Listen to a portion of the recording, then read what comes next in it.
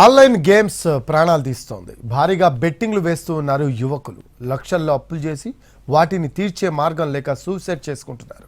తక్కువ సమయంలో ఎక్కువ డబ్బులు సంపాదించాలి అనే అత్యాశతో ఆన్లైన్ బెట్టింగ్కు బలవుతున్నారు. హైదరాబాద్ మాదాపూర్లో ఆన్లైన్ గేమ్స్కు ఓ యువకుడు బలైపోయాడు. డిగ్రీ చదువుతున్న అరవింద్ ఆన్లైన్ బెట్టింగ్ ఆడి లక్షలు పోగొట్టుకున్నాడు. తల్లిదండ్రుల భయంతో అతడు ఇంటి నుంచి పారిపోయాడు. దాంతో కంగారు పడ్డ తల్లిదండ్రులు కుమారుణ్ణి వెతికి ఇంటికి తీసుకొచ్చారు. కానీ బెట్టింగ్లో నష్టపోయాలని మనస్తాపానికి గురైన యువకుడు ఇంట్లో ఉరివేసుకుని ఆత్మహత్యాయత్నం చేశాడు. పేరెంట్స్ అతడిని వెంటనే ఆసుపత్రికి తీసుకువెళ్లారు. కానీ అప్పటికే అరవింద్ చనిపోయినట్లు వైద్యులు చెప్పడంతో తల్లిదండ్రులు గుండెలు బాదుకున్నారు.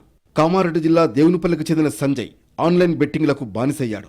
కొంతకాలంగా అప్పులు చేస్తూ బెట్టింగ్ యాప్లో గేమ్స్ ఆడాడు. బెట్టింగ్లో 80 లక్షల వరకు నగదు పోగొట్టుకుని అప్పుల పాలయ్యాడు. ఆ అప్పులు తీర్చే దారి లేక ఉన్న ఇంటిని అమ్మకానికి పెట్టాడు. అనుకున్నంత నగదు రాకపోవడంతో ఆ ఆలోచన విరమించుకున్నాడు. ఇంట్లో ఉరివేసుకుని బలవన్మరణానికి పాల్పడ్డాడు. సంజయ్కు భార్య 2 పిల్లలు ఉన్నారు. అతడు మృతి చెందడంతో కుటుంబం రోడ్డున పడింది. ఆన్లైన్ గేమ్స్ ఆడి ఎవరూ ప్రాణాలు తీసుకోవద్దని కన్నీరు పెట్టుకున్నారు మృతుని కుటుంబ సభ్యులు.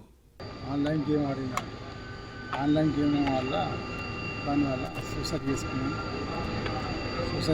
వాళ్ళకి దానివల్ల ఇంకా చాలామంది వ్యక్తులు ఉన్నారు. ఆ చాలామంది వ్యక్తులు కూడా చూసుకొని ఇప్పటికైనా ఆన్లైన్ గేమ్ తిరగవద్దు. చాలామంది ఉన్నారు.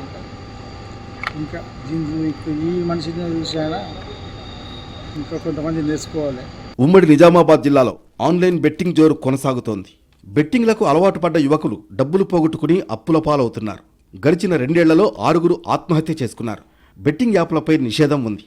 కానీ మొబైల్ ముట్టుకోగానే తీన్ పత్తి, రమ్మీ అంటూ రకరకాల యాప్ల ప్రకటనలు వరదలా వస్తున్నాయి. ఆడటం మొదలుపెట్టిన వారికి కొద్ది మొత్తంలో లాభాలు రుచి చూపించి పెద్ద మొత్తంలో డబ్బులు పెట్టించి ఉన్నదంతా ఊడ్చేసి మనిషిని నిలువుదోపిడీ చేస్తున్నాయి. పోయిన చోటే మళ్లీ సంపాదించుకోవాలనే ఆలోచనతో బాధితులు తమ శక్తికి మించి అప్పులు చేసి ఆ డబ్బంతా తీసుకొచ్చి యాప్లలో పెట్టి నిండా